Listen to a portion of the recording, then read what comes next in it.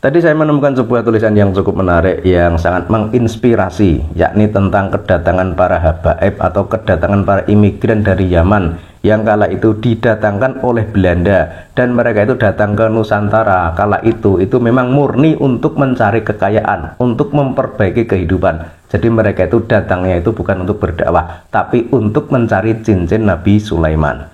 Tulisan ini diliput oleh Liputan 6 pada tanggal 10 Maret 2017. Judulnya Pekojan Saksi Bisu Kedatangan Bangsa Arab di Nusantara. Batavia pada abad ke-18 sampai 19 menjadi tempat terbesar bagi populasi keturunan Arab yang hijrah dari Hadramaut, yaitu sebuah lembah di Yaman Selatan. Jadi yang namanya Hadramaut itu adalah sebuah lembah di daerah Yaman Selatan. Menurut dosen dan peneliti di Departemen Antropologi Universitas Indonesia, Profesor Dr. Yasmin Zaki Shahab, Belanda memisahkan setiap orang berdasarkan suku dan etnis tertentu dengan membentuk kelompok. Tidak terkecuali bagi etnis keturunan Arab yang menempati beberapa wilayah di Nusantara. Salah satunya adalah Kampung Arab di Pekojan, Jakarta Barat. Jadi zaman dahulu, zaman kolonial Belanda, Belanda itu mengisolasi orang-orang menurut grupnya atau suku agar mereka tidak berinteraksi. Jadi agar satu dan lainnya itu tidak saling berkomunikasi atau berinteraksi. Jadi dipisahkan, misalkan Ambon sendiri, Bali sendiri, kemudian keturunan Arab sendiri, kemudian dari Cina sendiri, dan seterusnya. Keturunan Arab datang ke Indonesia sudah sejak lama, yakni sejak Islam masuk ke Nusantara. Ada 3 gelombang masuknya keturunan Arab ke Indonesia, yaitu gelombang pertama pada abad ke-7.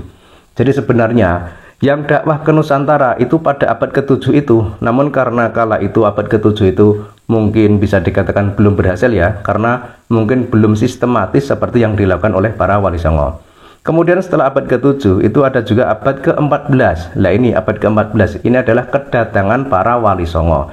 Jadi mereka para Wali Songo ini yang dikatakan berhasil mengislamkan penduduk di Nusantara, karena mereka memang membuat sistem, membuat struktur yang sangat kuat, yang terorganisir, sehingga dakwah mereka benar-benar sampai kepada masyarakat di Nusantara. Kemudian di abad ke-19, nah ini di abad ke-19 ini adalah mereka para imigran dari Yaman, dari Hadramaut ya kebanyakan, dan mereka itu didatangkan oleh Belanda. Jadi datang ke Nusantara itu bukan karena dakwah, tapi karena didatangkan oleh Belanda. Beda kalau yang di abad ke-7 atau abad ke-14. Jadi abad ke-7 itu era sebelum Wali Songo. Sementara Wali Songo itu abad ke-14. Dan mereka ini yang abad ke-7 maupun abad ke-14 itu murni memang untuk berdakwah, untuk menyebarkan Islam di Nusantara ini. Sementara yang datang di abad ke-19 atau 18 ini adalah para imigran dari Yaman yang memang untuk mencari penghidupan di Nusantara. Penjelasan Van den Berg dalam buku Orang Arab di Nusantara pada tahun 2010 ya, ini cetakan bukunya ya, itu mengungkapkan orang-orang dari Jazirah Arab merantau untuk mengadu nasib. Jadi ini yang dimaksud itu adalah orang-orang Arab dari Hadramaut atau dari Yaman, yakni para habaib. Dan mereka itu merantau untuk mengadu nasib. Jadi mereka itu murni untuk mengadu nasib ke Nusantara. Karena kala itu Nusantara itu memang sangat menggiurkan ya. Banyak kerajaan, banyak istana, banyak harta mewah, banyak emas, banyak permata. Kemudian tanahnya juga subur. Jadi itu sesuatu yang sangat menggiurkan bagi mereka untuk datang ke Nusantara untuk memperbaiki nasibnya. Pepatah Arab mengatakan, para keturunan Arab ini merantau demi mencari cincin Nabi Sulaiman yang kaya raya. Jadi sudah positif ya, sudah jelas ya bahwa mereka itu memang mencari cincin Nabi Sulaiman. Jadi bukan diartikan ada cincinnya di negeri kita, tapi cincin Nabi Sulaiman itu disimbolkan atau diidentikan dengan harta kekayaan. Sehingga mereka para imigran dari Yaman ini datang ke Nusantara itu untuk mencari cincin Nabi Sulaiman atau untuk mencari kekayaan. Jadi kalau misalkan orang itu datang ke tempat lain itu karena untuk mencari kekayaan atau untuk mengadu nasib, yaitu karena di negara asalnya atau di daerah aslinya itu memang tidak memungkinkan untuk mencari semua itu. Jadi bisa dikatakan mungkin daerahnya itu memang tandus, miskin, kemudian terbelakang atau bagaimana kita tidak tahu kalau itu. Tapi yang jelas kalau orang itu datang ke suatu daerah untuk memperbaiki nasib, untuk memperbaiki kehidupan, untuk mencari kekayaan, itu otomatis daerah yang dituju itu lebih makmur daripada daerah yang ditinggalkan sebelumnya. Tujuan mereka itu berdagang sama seperti perantau pada umumnya. Jadi kan kala itu, kala Belanda masih berkuasa di Nusantara, Itu kan ada perantau dari Cina, dari Bangladesh, dan ada juga dari negara-negara lainnya, tak terkecuali dari Hadramaut Yaman ini.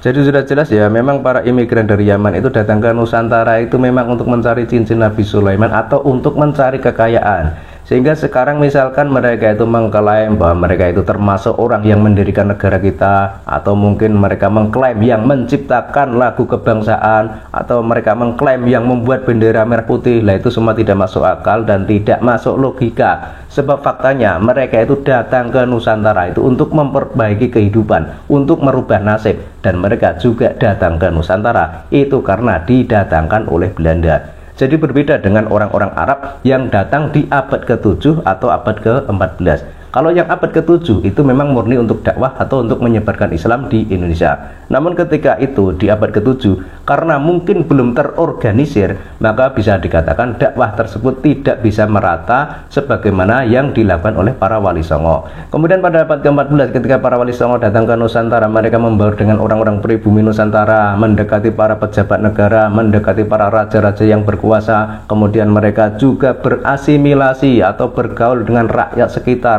Jadi mereka itu tidak membedakan mana yang ras Arab, mana yang ras pribumi, dan ras lainnya itu tidak dibeda-bedakan. Sehingga mereka para wali songo karena kemampuan mereka yang sangat luar biasa itu bisa memikat hati rakyat Nusantara kala itu. Sehingga dengan dakwahnya para wali songo ini, rakyat di Nusantara itu hampir 85% itu memeluk agama Islam. Meskipun segelintir orang dari orang Nusantara itu tidak memahami kalau mereka itu sebenarnya sudah masuk Islam. Namun apa yang mereka lakukan itu kebanyakan sudah dimasuki oleh ajaran-ajaran Islam itu sendiri.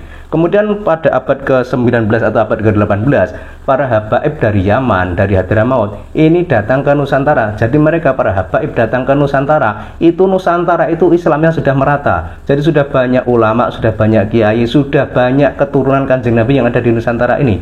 Makanya ketika para habaib ini kok mengklaim atau mengaku sebagai dzurriyyah Nabi, ya otomatis tidak dipercaya.